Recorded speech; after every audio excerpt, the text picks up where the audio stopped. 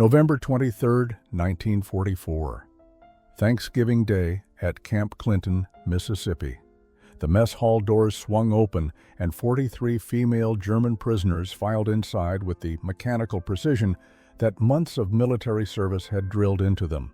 They moved in orderly lines, eyes forward, backs straight despite the uncertainty that had been their constant companion since capture. But when they reached the serving counter, every woman stopped. Some gasped. Others stood frozen, unable to process what lay before them on the metal trays being handed across the counter by smiling American kitchen staff. Glazed ham, thick slices glistening with a caramelized coating that caught the overhead lights like amber. Sweet potatoes cut into perfect cubes and coated in something that made them shine with an almost unnatural orange brilliance. There was butter, real butter, pooled in small lakes across the potatoes. Brown sugar crystals sparkled on the surface. Steam rose from the plates in fragrant clouds that carried scents the women had nearly forgotten existed in the world. Waltraud Kemper, 26 years old and accustomed to decoding enemy radio transmissions with cold analytical precision, found herself unable to move. Her hands trembled as she accepted the plate from Corporal Ruth Anderson, who wore the same warm smile she showed every prisoner, regardless of the uniform they had once worn. Trouty stared at the food, her mind racing through calculations that made no sense.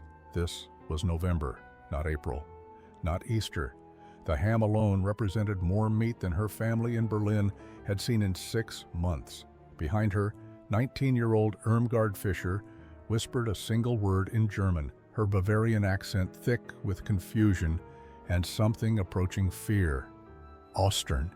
Easter. The word rippled through the line of prisoners like a wave. Others picked it up, repeating it with the same bewildered inflection. Several women crossed themselves, their Catholic upbringing surfacing in the face of something they could not explain through any other framework they possessed. Elfriede Bachmann, 31, and the most senior among them, maintained her composure better than the younger women. But even she could not entirely hide the shock that tightened her features as she studied the plate in her hands. She had coordinated supply logistics in Hamburg, had seen the careful rationing of every gram of food, had signed requisition forms that allocated precise portions to maintain fighting readiness. She understood scarcity at an institutional level. This abundance defied every principle of wartime resource management she had ever learned. The women moved to their assigned tables in silence, each carrying her tray as if it held something sacred or dangerous, perhaps both. They sat on wooden benches worn smooth by thousands of meals, arranged their utensils with nervous precision, and stared at the food before them. Around the mess hall, American soldiers and guards ate their own Thanksgiving dinners with casual appreciation, laughing and talking as if this feast were nothing extraordinary, as if the world had not been at war for 5 years, as if abundance like this were simply normal. 3 weeks earlier, the transport truck had rumbled through the gates of Camp Clinton, carrying 43 exhausted women who had spent the previous month crossing an ocean and half a continent. They had been captured in North Africa during the final chaotic months of the Africa Corps collapse, processed through facilities in Algeria, shipped across the Atlantic in the hold of a Liberty ship, and finally transported by rail and truck to this remote corner of Mississippi that none of them had ever heard of before. Waltraud Kemper had expected a prison. She had prepared herself mentally for deprivation, for the kind of conditions she imagined enemy captors would inflict. The propaganda she had absorbed during her years serving the Reich had painted clear pictures of American brutality, of a society collapsing under the weight of its own decadence and inability to properly organize resources. She expected to find confirmation of everything she had been taught. Instead, the barracks were heated. Not adequately heated in the way that military efficiency might dictate, but actually warm, almost comfortable. Each bunk had a real mattress, not straw pallets or bare wooden slats. There were wool blankets, 2 per person, in better condition than what she had used in Berlin during the past winter. The windows had glass, all panes intact, and the wooden floors, though worn, were solid and clean. The first meal arrived within an hour of their processing. Irmgard Fischer stood in line with the others, her nurses' training making her automatically assess each woman's physical condition. They were all undernourished to varying degrees, showing the effects of months of inadequate rations in North Africa, followed by the deprivations of transport. She expected thin soup, perhaps some bread, if they were fortunate. She had eaten worse during her final weeks in the field hospitals. What arrived on the metal trays made her question whether this was some kind of elaborate psychological operation. Fresh bread, white bread, soft and still warm from the oven. Real butter, not margarine, or the various synthetic spreads that had become standard across Germany. A thick stew with actual pieces of beef visible among the vegetables. Coffee, weak by German standards, but recognizably coffee, not the grain-based substitutes that had replaced real coffee in the Reich 2 years ago. Elfriede Bachmann ate slowly, methodically, her administrative mind cataloging every item and trying to calculate what this meal represented in terms of resource allocation. The bread alone would have been a luxury in Hamburg. The butter was something she had not tasted in 18 months. The beef in the stew represented protein that German civilians were allocated perhaps once per month if they were fortunate and well-connected. She had managed supply chains. She understood logistics. She knew what scarcity looked like from both the distribution and consumption sides. This was not scarcity. This was not even adequate provision. This was abundance, casual and apparently unlimited, served to prisoners of war on their first day of captivity in enemy territory. Waltraud Kemper had joined the Women's Auxiliary Corps in 1942 when she was 24 years old. She had been working as a telegraph operator for the Postal Service in Berlin, a job that paid poorly but utilized her natural aptitude for patterns and codes. When the recruitment officers came looking for women with technical skills, she saw an opportunity for something more meaningful than sorting civilian communications. They trained her in radio operation, in signal interception, in the basic cryptographic work that supported the larger intelligence apparatus. She spent 2 years in a concrete bunker outside Berlin, wearing headphones for 8-hour shifts, transcribing Allied communications and flagging anything that seemed significant for the analysts who worked in the offices above her. She had believed she was defending her country. The work was tedious and often boring, but it felt important. She was contributing to the war effort in a way that used her skills and gave her a purpose beyond the limited options available to unmarried women in wartime Berlin.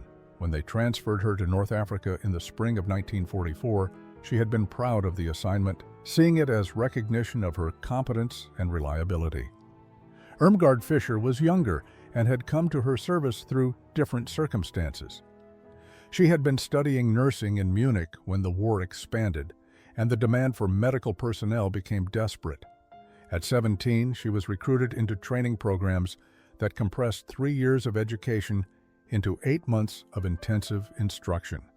They taught her to treat wounds, to assist in surgeries, to manage field hospitals where supplies were always inadequate and the wounded always outnumbered the staff. She had served in France first, then Italy, and finally North Africa. She had held the hands of dying soldiers, German and Italian both, and learned to function on 3 hours of sleep while maintaining the composure that patients needed to see in their caregivers. She had joined because she wanted to heal people, because nursing seemed like a way to serve without carrying a weapon. The reality had been harder and more complicated than her idealistic 19-year-old self had imagined. But she had adapted because the wounded needed her skills regardless of her personal doubts. Elfriede Bachmann represented a different generation and a different kind of service. At 31, she was old enough to remember Germany before the Nazi rise to power, though she rarely spoke of those memories. She had worked in commercial shipping logistics in Hamburg before the war, managing cargo manifests and coordinating transportation schedules. When the military began absorbing civilian expertise, Her organizational skills made her valuable. They assigned her to supply chain management, coordinating the movement of materials from factories to front lines. The waste bins appeared 3 days after their arrival, and Irmgard Fischer could not stop staring at them. She had volunteered for kitchen duty, partly because her nursing background made her comfortable with food preparation and sanitation, partly because she needed something to occupy her hands and mind. The American staff had accepted her offer with the casual friendliness that still felt strange and potentially suspicious to women trained to expect cruelty from their captors. She was scraping plates into the large metal garbage containers when she realized what she was seeing: half-eaten slices of bread, whole rolls, barely touched, pieces of meat with significant portions remaining. Vegetables pushed to the sides of plates and discarded. In one shift, she watched more food thrown away than her entire village in Bavaria would have consumed in a week. Her hands stopped moving. She stood holding a plate with 3 bites taken from a piece of chicken, the rest scraped into the bin with the same casual indifference the American soldier had shown when depositing his tray. 3 bites. The remainder, easily enough for another full meal, simply discarded as if it had no value at all. Corporal Ruth Anderson noticed the young German woman's frozen posture and approached with concern. Irmgard's face had gone pale, her eyes fixed on the garbage container with an expression that Anderson had seen before on the faces of prisoners confronting the reality of American material conditions. It was not quite belief, not quite comprehension, but something suspended between the two states. A mind struggling to reconcile observation with everything it had been taught to expect. "You all right, Fischer?" Anderson asked, using the surnames that maintained proper military protocol even in the strange liminal space of a prisoner of war camp where enemies performed domestic duties side by side. Irmgard gestured toward the waste bin, unable to articulate in her limited English the enormity of what she was witnessing. She tried several words in German, then gave up and simply pointed, her hand shaking slightly. Anderson followed her gaze and understood immediately. She had seen this reaction from other German prisoners, the confrontation with abundance that contradicted years of propaganda about American suffering under the weight of war. She moved closer to Irmgard and spoke slowly, using simple words that the young nurse might understand. "This is normal," she said. "Every day, not special. This is how we always eat." Irmgard shook her head, not in disagreement, but in incomprehension. She had been trained as a nurse. She understood nutrition, caloric requirements, the mathematics of feeding populations under resource constraints. She had calculated rations in field hospitals where every gram of food was precious. The waste before her represented a failure of logistics so profound that it suggested either criminal incompetence or resources so abundant that careful management became unnecessary. Waltraud Kemper sat on her bunk that evening, knees drawn up to her chest, watching Irmgard Fischer describe what she had witnessed in the kitchen. The younger woman's voice carried a note of distress that Trouty recognized from her own growing unease. They spoke in German, keeping their voices low, even though the American guards showed little concern about their conversations. The privacy felt important, a last refuge of control in circumstances where they controlled almost nothing. "It does not make sense," Irmgard said, repeating the observation for the 3rd time, as if repetition might somehow resolve the contradiction. "The waste alone would feed 50 people, maybe more. And they do this every day, every single day, Trouty." Elfriede Bachmann listened from the adjacent bunk, her face composed but her eyes reflecting the same struggle. She had spent the afternoon calculating, running through the logistics in her mind with the methodical precision that had made her valuable to the supply corps. The numbers refused to work. There was no scenario under wartime conditions that allowed for this level of casual abundance unless the underlying resource base was so vast that normal rationing principles became unnecessary. "Perhaps this camp is special," Elfriede suggested, though her tone carried little conviction. a demonstration facility designed to impress prisoners with false abundance, psychological warfare through apparent plenty.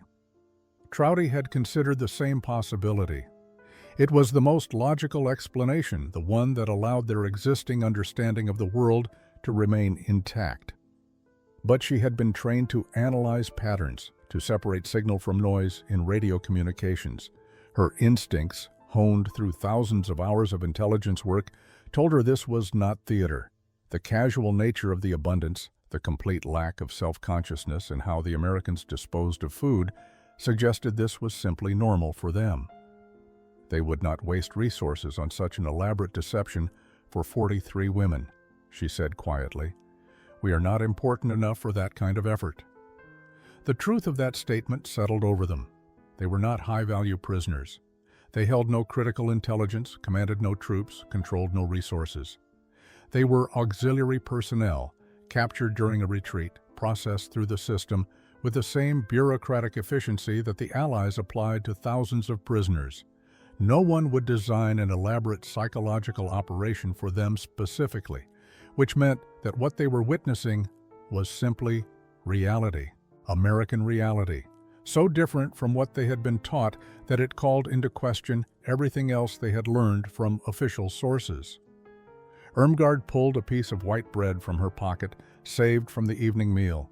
She had been doing this since the first day, hoarding food out of instinct, even though every meal proved equally abundant. She held it now in both hands, studying it as if it were an artifact from an alien civilization. My mother has not seen bread like this in 2 years, she whispered. Real, white bread, soft and fresh.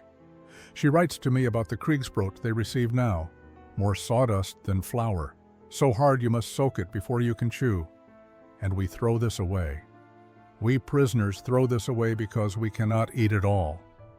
The cold snap arrived in early November, earlier than usual for Mississippi, but not unprecedented. The temperature dropped 20 degrees overnight, and the barracks heating system, adequate for typical southern winters, struggled to maintain comfortable warmth. The German women, accustomed to harsher climates, managed better than the American guards expected, but several showed signs of struggling with the adjustment after months in North Africa's heat. Elfriede Bachmann woke on the third morning of cold weather with her joints aching and her breath visible in the air despite the radiators clanking along the walls. At 31, she was experiencing the early signs of arthritis that ran in her family, a condition that the years of military service and the stress of capture had accelerated. She moved slowly, carefully, as she prepared for the morning assembly, trying not to show weakness that might be interpreted as inability to work. Corporal Ruth Anderson noticed anyway. She had been observing the prisoners with the careful attention of someone who took her responsibility seriously, not as a jailer, but as someone entrusted with the welfare of people under her supervision. She saw how Elfriede moved with calculated precision, how she favored her left side slightly, how she took longer than usual to stand fully upright after sitting.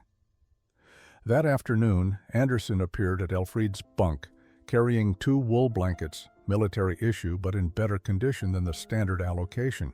She set them on the bed without ceremony and spoke in the direct manner that characterized most of her interactions. Extra blankets, she said, for the cold. No need to request them through channels. Just take them. Elfriede stared at the blankets, then at the American corporal, searching for the angle, the hidden cost, the manipulation that must underlie this gesture. In her experience, nothing came without strings attached. Kindness was currency, always demanding repayment. Anderson seemed to read her thoughts. No trade required, she said. You're cold. We have extra blankets. Simple as that. She left before Elfriede could formulate a response, her boots echoing on the wooden floor as she moved to check on other prisoners.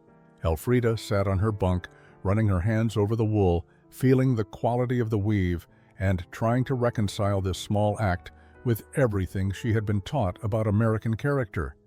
Meanwhile, Irmgard Fischer was experiencing her own moment of unexpected kindness. The persistent cough that had plagued her since North Africa had worsened with the cold weather. She tried to muffle it during the night, not wanting to disturb the other women, but Private Sarah Jenkins had noticed during the evening meal how Irmgard struggled to catch her breath between coughing fits. Jenkins appeared the next morning with a small bottle of cough syrup and a jar of honey. She was a black woman from rural Georgia, 30 years old, who had joined the Women's Army Corps as one of the first waves of African-American women accepted into military service. Her presence in the camp represented its own kind of revolution, though the German prisoners barely understood the significance. Major Helen Crawford convened her staff meeting on November 15th to discuss the upcoming Thanksgiving holiday. As camp commander, she was responsible for maintaining both security and morale, a balance that required constant calibration when managing prisoners of war who were also young women far from home during wartime. She had been thinking about the holiday for weeks, weighing the precedents and protocols against her own instincts about what might serve the larger purpose of the camp. "I want to include the German prisoners in the Thanksgiving meal," she announced to her assembled officers and senior enlisted personnel. "The same food we serve our own people. No separate rations, no reduced portions, full participation in the holiday." The response was mixed. Lieutenant Robert Morrison, her executive officer, raised immediate objections based on regulation and precedent. Thanksgiving was an American holiday, he argued, with no equivalent in German culture. Including enemy prisoners in the celebration, sent confused messages about the nature of their detention and the relationship between captors and captives.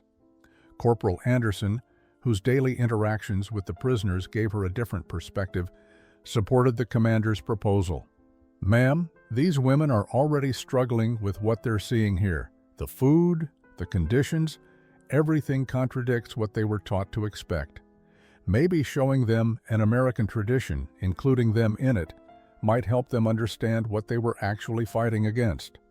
Crawford nodded, her decision already made but appreciating the support. She had her own reasons for wanting to include the prisoners, reasons that went beyond simple humanitarian impulses.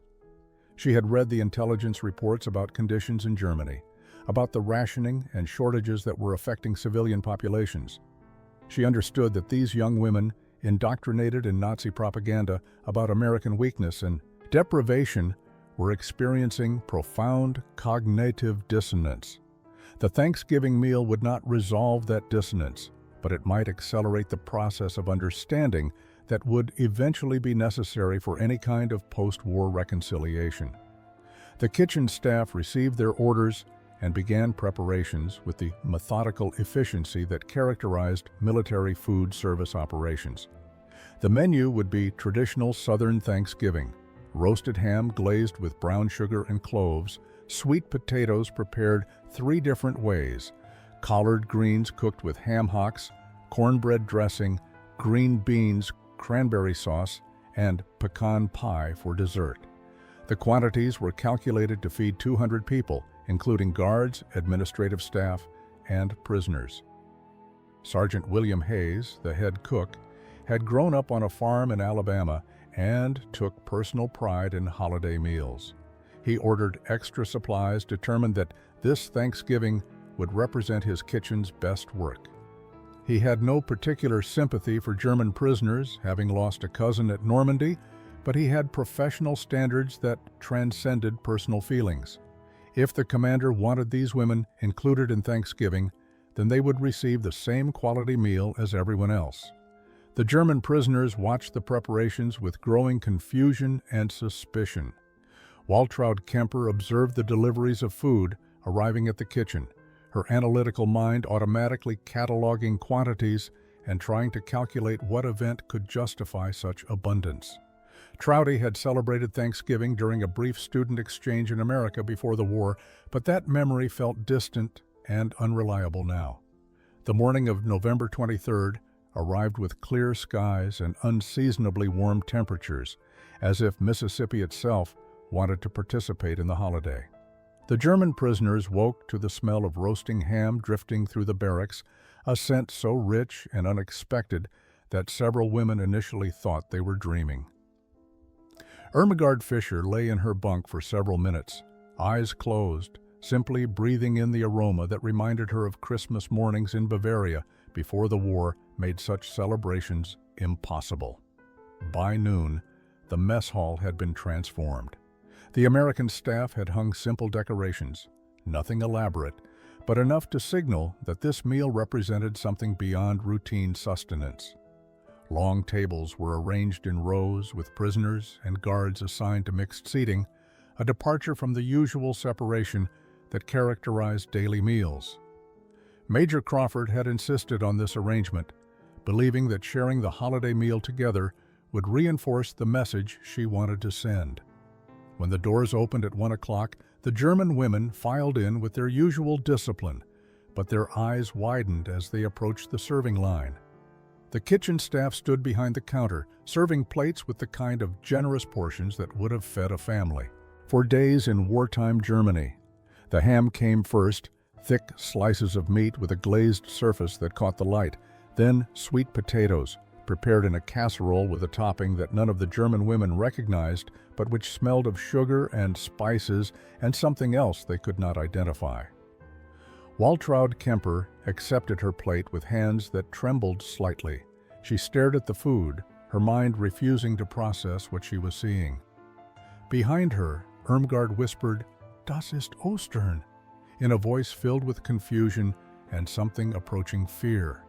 The words rippled through the line. Easter. This must be Easter. What other explanation could there be for ham and abundance and celebration in the midst of war? Elfriede Bachmann, more familiar with international customs from her shipping work, knew that Americans celebrated Thanksgiving in November, but the knowledge felt abstract and irrelevant in the face of the actual food before her. She had read about American holidays in commercial context, understanding them as factors that affected shipping schedules and cargo demands. But reading about a holiday and experiencing its material reality were entirely different things. The women found their assigned seats and placed their trays on the tables with careful precision, as if the plates contained something sacred or dangerous. Around them, American soldiers and guards began eating with the casual appreciation of people enjoying a good meal but not overwhelmed by it. Conversations and laughter filled the hall, the normal sounds of people sharing food and company. But at the tables where German prisoners sat, silence reigned. 43 women stared at their plates, struggling to reconcile what they saw with everything they understood about war, scarcity, and the enemy they had been taught to expect. The cognitive dissonance was almost physical, a pressure in their chests that made breathing difficult. Irmgard Fischer was the first to lift her fork. Her nursing training had taught her to recognize malnutrition in its various forms, and she understood that her body needed the protein and calories before her, regardless of the psychological confusion surrounding the meal. She cut a small piece of ham, brought it to her mouth, and chewed slowly. The taste hit her like a physical blow. Real meat, properly prepared, seasoned with flavors she had almost forgotten existed. The texture was tender, nothing like the gristly scraps that had occasionally appeared in field hospital rations. She closed her eyes and felt tears begin to slip down her cheeks, unable to stop them, unable to control the emotional response that came from something as simple as a piece of well-cooked ham. Around her, other women began to eat. Some cried openly like Irmgard. Others ate in silence, their faces reflecting the same internal struggle. Waltraud Kemper tried the sweet potatoes and discovered a complexity of flavor that seemed impossible.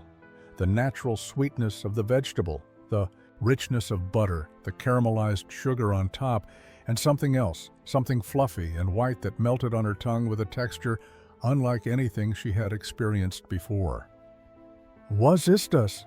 she asked Corporal Anderson, who sat across from her, pointing at the white topping on the sweet potatoes. "Marshmallows," Anderson replied, demonstrating the word slowly. "Made from sugar and gelatin. It's traditional for sweet potato casserole." Marshmallows. Trouty had never heard the word. She took another bite, trying to understand how a country at war could produce food items that existed purely for pleasure, with no nutritional justification beyond taste and tradition. The cognitive dissonance was overwhelming. Her sister's last letter had described children in Berlin fainting from hunger in school. Her mother had written about trading family jewelry for a kilogram of potatoes, and here she sat, a prisoner of war, eating food topped with confections made from sugar that served no purpose except to make an already sweet dish sweeter. Elfriede Bachmann ate methodically, but her hands shook slightly as she lifted each forkful. She was performing calculations in her head, trying to reconcile the logistics she understood with the reality before her.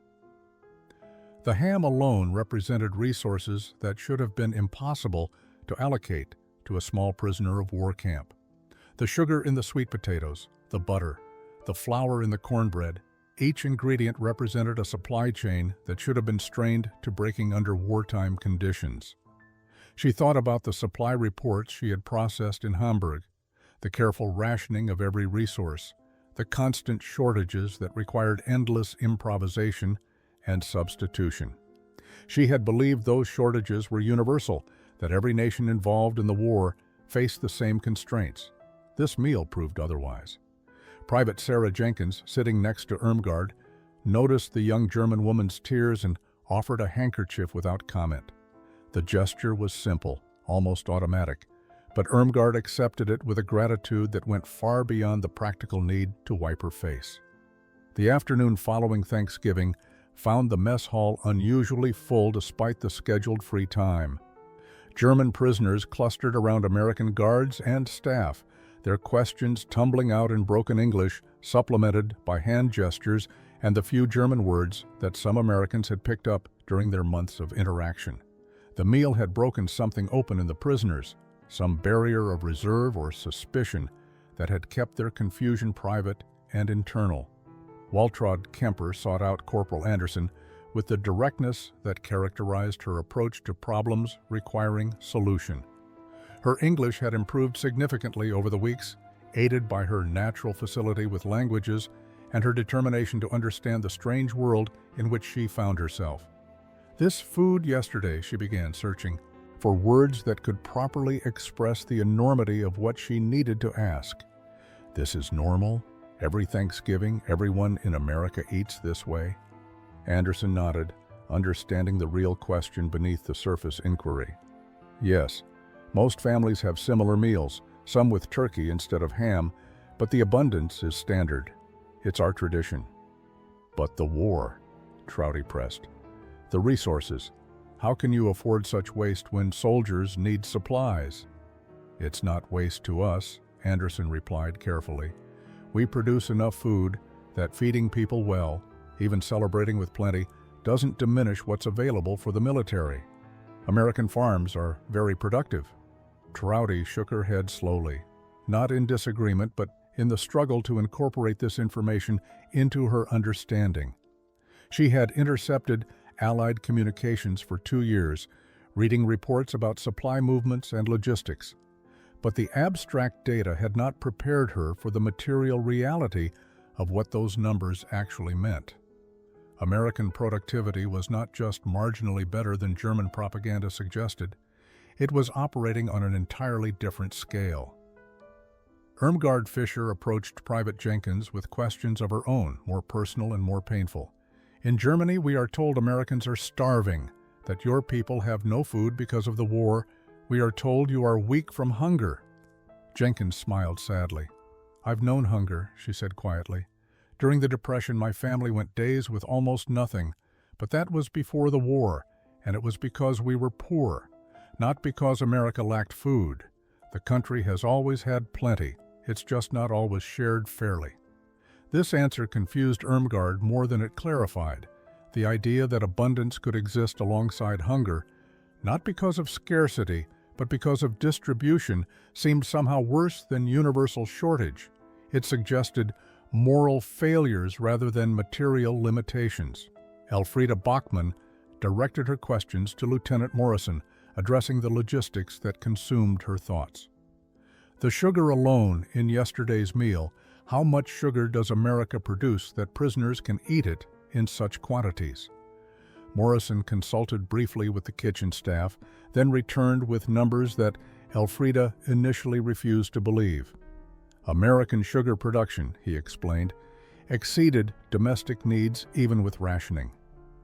The casserole they had eaten represented a trivial fraction of available supplies. The numbers were impossible. They contradicted everything Elfrida knew about wartime resource management, yet the evidence was irrefutable. She had eaten the proof.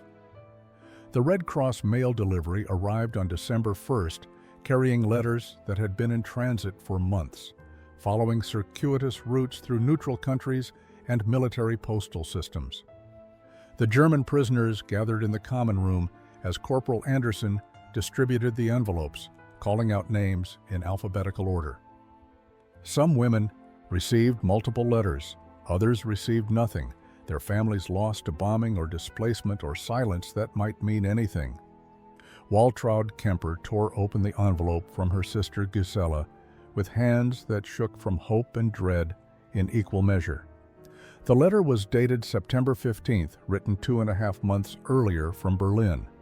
Trouty's eyes scanned the cramped handwriting, taking in news about family and neighbors before reaching the passages that described daily life.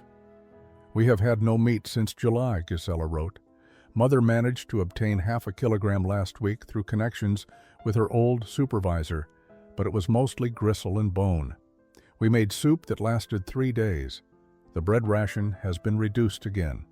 What they call bread now is barely recognizable. It's gray and heavy, and tastes of sawdust. Frau Werner from downstairs says they mix in wood pulp to stretch the flour. The children are hungry all the time. Little Klaus has stopped asking for treats because he understands there are none to give." Trouty read the words again, then again, trying to reconcile them with the memory of marshmallow-topped sweet potatoes. She thought about the waste bins Irmgard had described, overflowing with food that her family would have treasured. The guilt was physical, a weight in her chest that made breathing difficult. Irmgard Fischer's letter came from her mother's neighbor, Frau Steinberg, and the handwriting alone warned of bad news. Her mother had died in October, the letter explained, not from bombing or violence, but from malnutrition complicated by pneumonia. She had been weak for months, growing thinner despite her daughter's money sent home from military service. In the end, her body simply had nothing left to fight with. Irmgard read the letter 3 times before the words truly registered. She sat perfectly still, the paper trembling in her hands. Her mother had starved to death, while she, a prisoner of war in enemy territory, had eaten fresh bread with real butter every single day. The injustice was so profound that it transcended personal grief and became something larger, a condemnation of everything they had believed and served. Elfrida Bachmann received 2 letters, both from Hamburg. The first was from a former colleague describing the destruction of their office building in an Allied bombing raid. The second came from a distant cousin who had tracked down her military forwarding address, writing to inform her that the family home had been destroyed and her elderly parents were living in a displaced persons shelter. Private Sarah Jenkins found Irmgard Fischer sitting alone in the corner of the barracks 3 days after the mail delivery, staring at nothing with red-rimmed eyes that suggested she had been crying for hours. Jenkins had seen grief before, had experienced her own share during a childhood marked by poverty and loss. She recognized the particular stillness that came when sorrow went too, deep for movement or sound. She sat down beside the young German woman without asking permission, close enough to offer presence, but not so close as to intrude on the space grief required. For several minutes, neither spoke.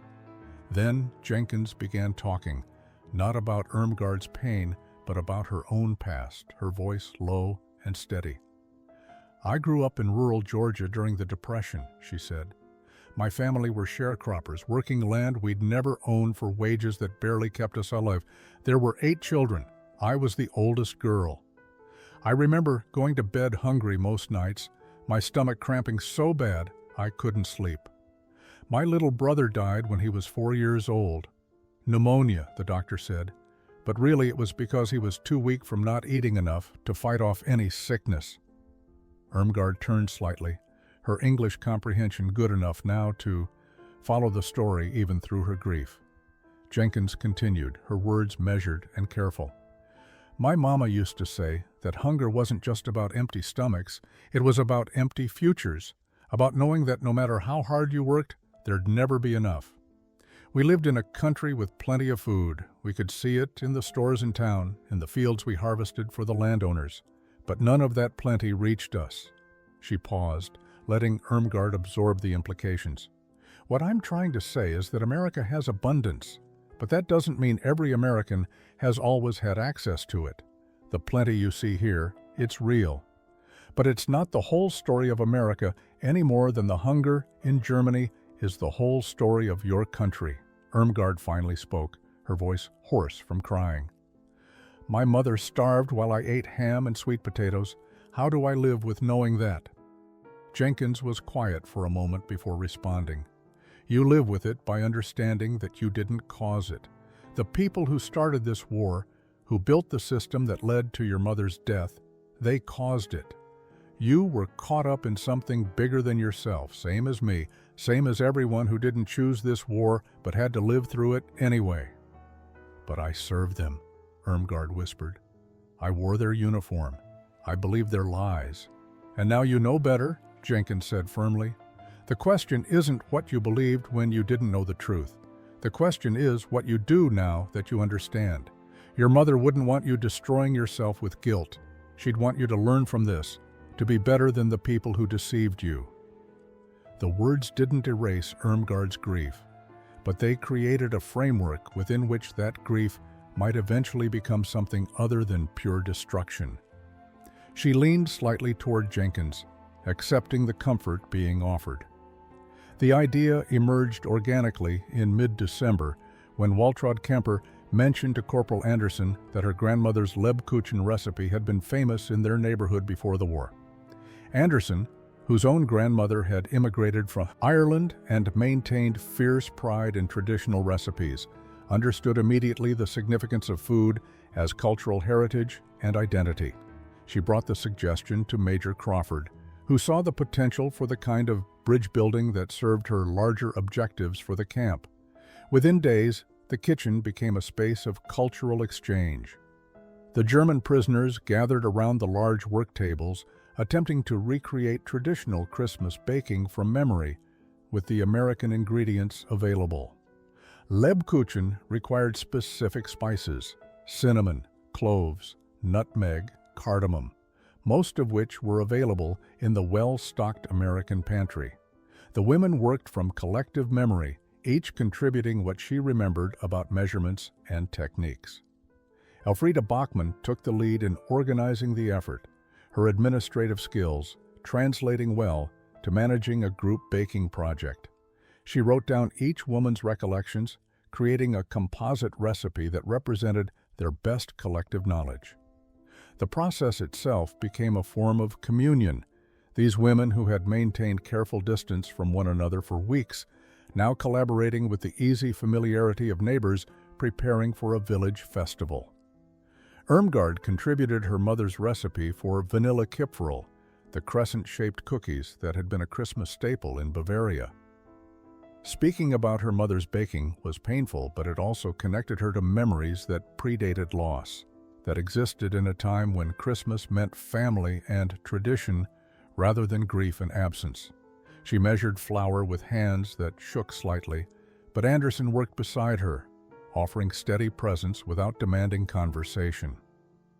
The American guards watched with curiosity that gradually transformed into participation. Private Jenkins asked questions about techniques and flavors, genuinely interested in understanding the traditions being recreated before her.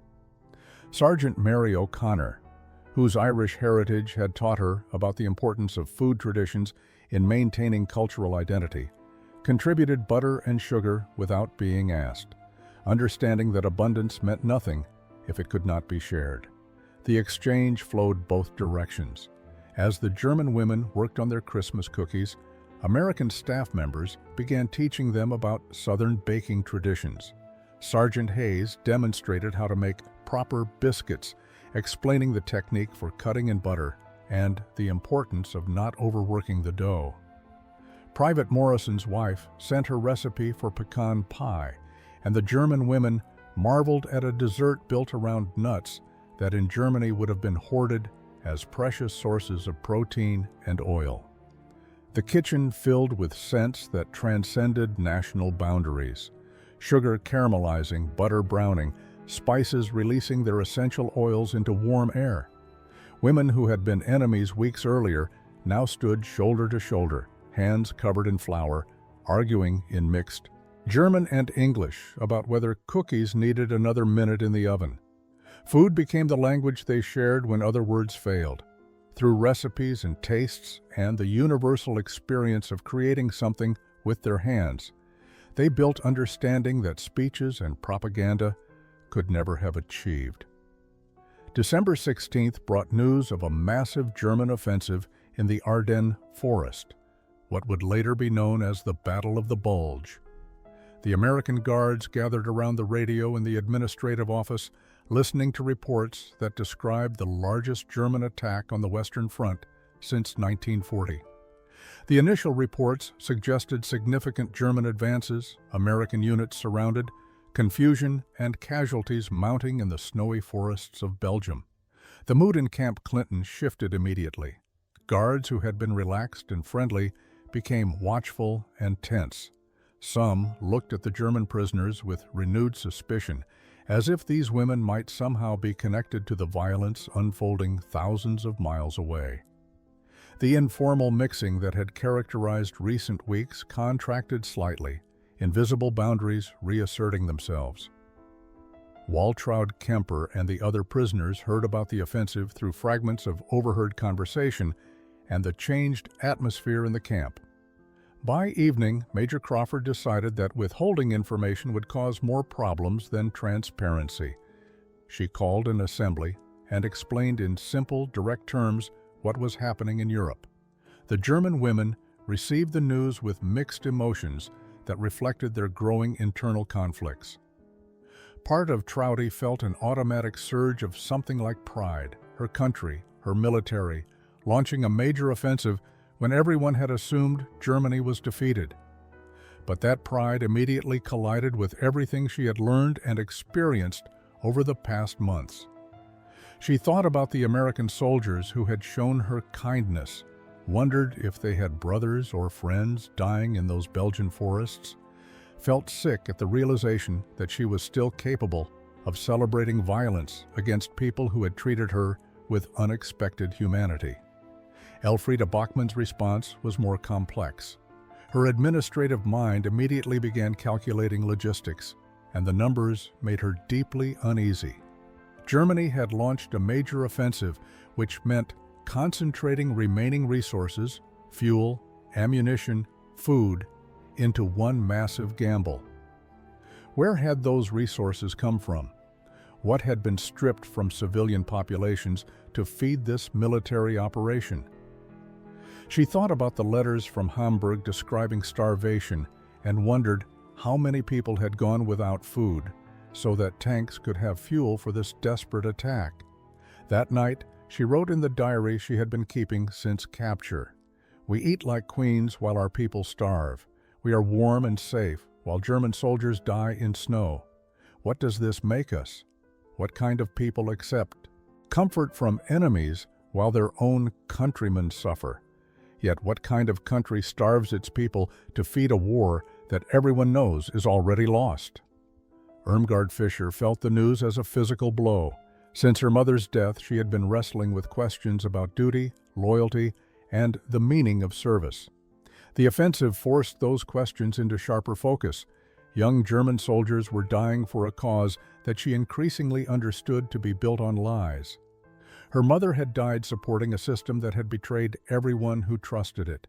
And here she stood, a prisoner fed and clothed by enemies who treated her better than her own government had treated its citizens. Major Crawford approved the German prisoner's request to prepare a traditional Christmas Eve dinner. though she established clear boundaries. The women could use the kitchen and available ingredients, but they would work under American supervision, and the meal would be shared with guards and staff rather than being exclusively for prisoners. The arrangement suited both practical security concerns and Crawford's continuing belief that shared experiences built understanding better than separation. Christmas Eve arrived cold and clear, unusual weather for Mississippi that created an atmosphere closer to the European winters these women remembered. They gathered in the kitchen early in the afternoon, armed with their reconstructed recipes and determination to create something that connected them to home and tradition, even in these strange circumstances. The menu came together from collective memory and available ingredients. Roasted chicken standing in for the goose or duck they would have preferred, red cabbage cooked with apples and vinegar, potato dumplings made by hand, and the Christmas cookies they had been perfecting for weeks. It was not the feast they would have prepared in peacetime Germany, but it represented their best effort to recreate tradition within the constraints of captivity and wartime scarcity. Elfriede directed the preparations with the organizational skills that had made her valuable in logistics work. She assigned tasks based on each woman's abilities, coordinated timing so that everything would be ready simultaneously, and maintained quality control with the same attention to detail she had applied to supply manifests. The work felt purposeful in a way that most of their daily routines did not, connecting them to something larger than their immediate circumstances. As they cooked, the German women found themselves comparing this meal to the Thanksgiving feast from a month earlier. The contrast was instructive and painful. Everything they prepared represented careful planning and precise use of resources. The chicken was used completely, with bones saved for stock. The vegetables were measured and allocated exactly. Nothing was wasted because their cultural training made waste feel wrong even when abundance was available. Waltraud Kemper voiced what several women were thinking as she shaped potato dumplings.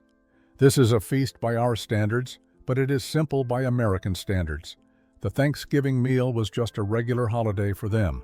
This," she gestured at the food they were preparing, "this would have been a celebration meal in Germany before the war. Something special for important occasions. And now it is what we make as prisoners trying to remember home." The dinner itself was served at 6 o'clock, with German prisoners and American staff seated together at long tables decorated with pine branches that someone had cut from trees near the camp perimeter. The smell of evergreen mixed with the scents of roasted chicken and spiced red cabbage, creating an atmosphere that felt ceremonial despite the makeshift circumstances. The food was good, better than the prisoners had dared hope, given the substitutions and improvisations required.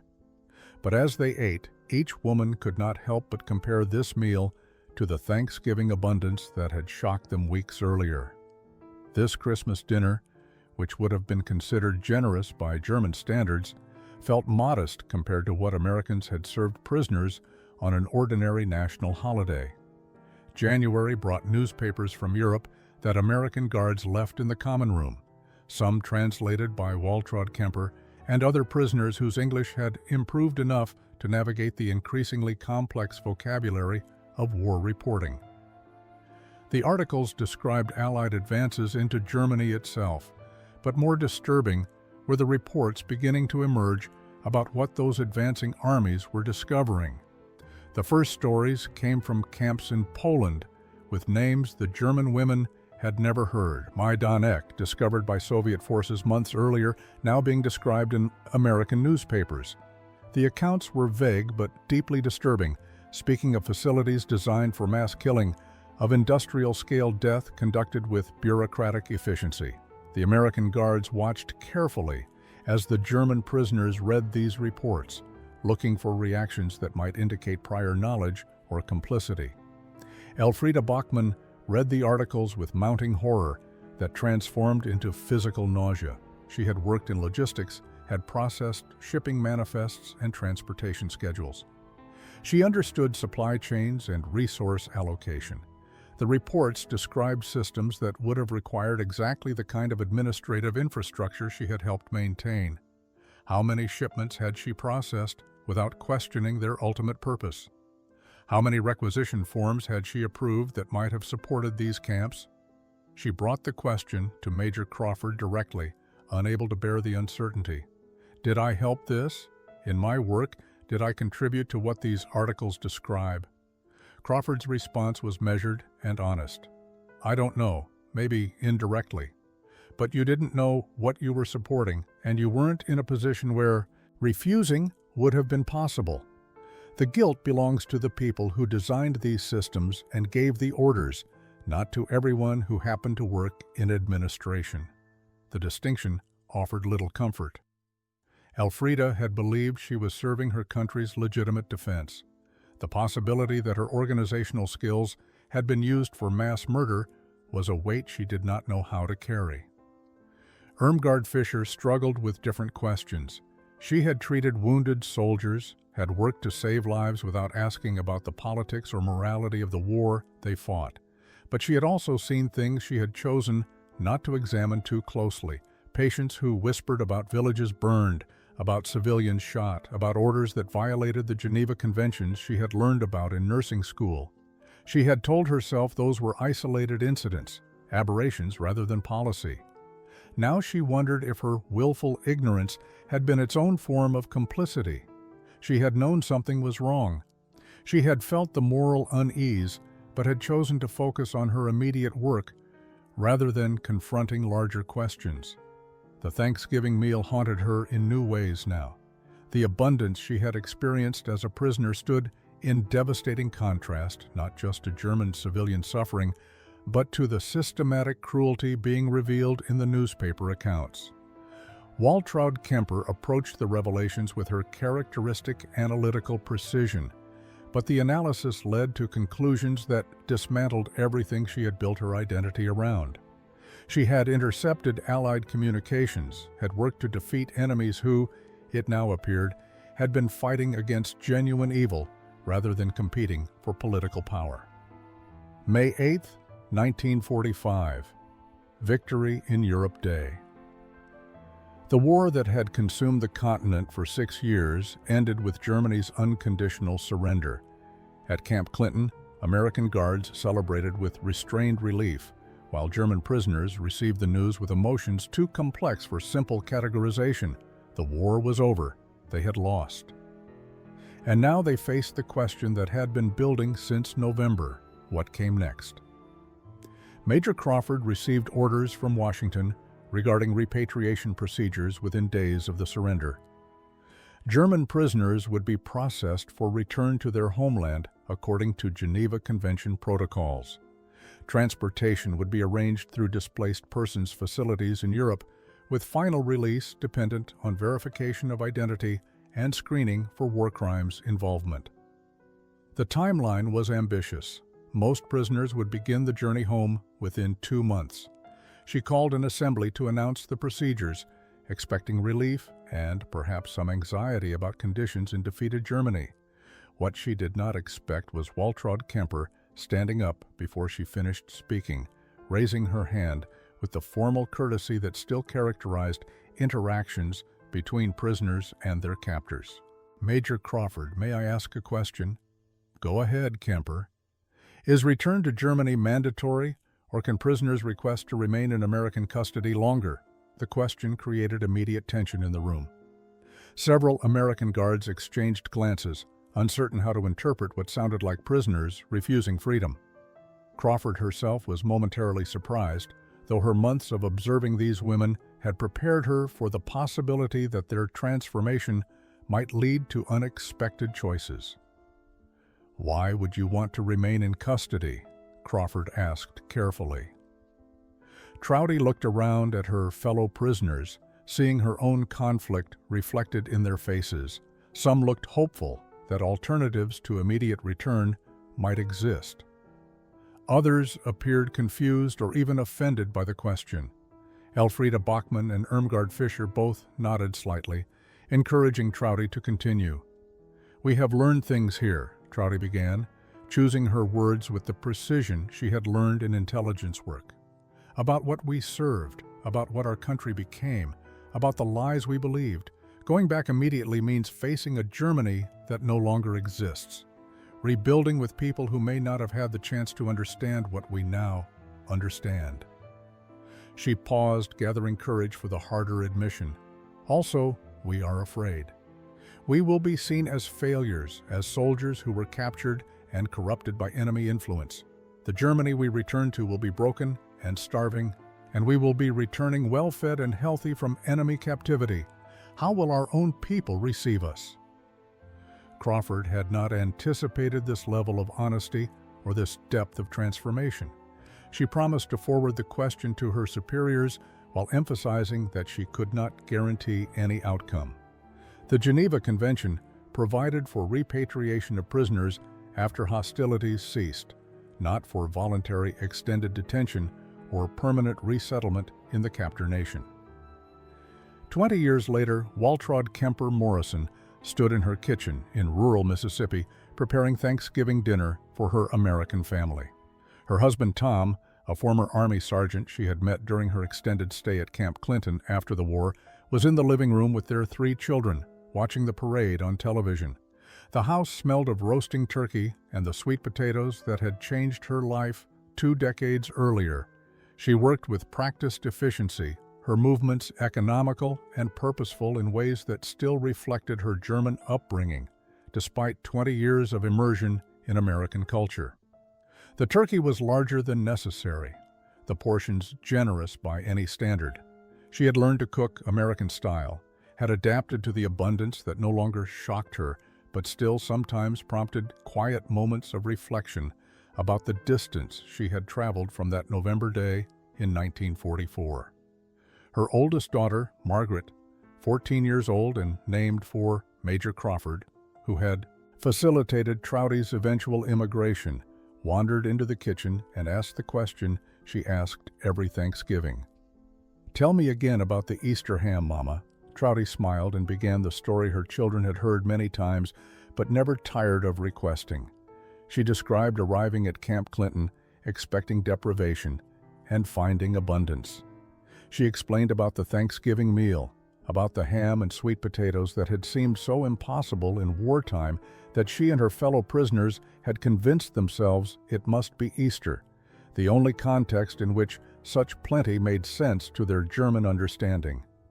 "We thought it was a special meal," she told Margaret, "something rare and precious that Americans were sharing with us as prisoners because it was a holy day. We could not imagine that this was normal, that this was just how Americans ate when they celebrated together. Everything we had been taught said that Americans were weak and starving, that the war was destroying their country like it was destroying ours." She paused in her work, holding a sweet potato and remembering the first time she had tasted one, the cognitive dissonance that had accompanied that simple act of eating. The meal showed us that everything we believed was wrong, not just slightly incorrect, but fundamentally inverted. We had starved ourselves and our people for lies, while truth existed in abundance elsewhere. Margaret, who had heard this part before, but was reaching the age where she could understand its deeper implications, asked, "Did you ever feel guilty for eating well while people in Germany were starving?" Trouty nodded slowly. "Every day for years. My sister's letters described hunger that I could barely imagine, even though I had experienced rationing myself before capture.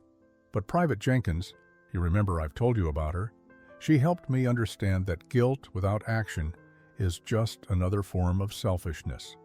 The question was not whether I felt bad about the past, but what I did with what I learned." She had done several things. After her immigration was approved in 1946, she had worked with refugee assistance organizations, helping other displaced Germans navigate American culture and language.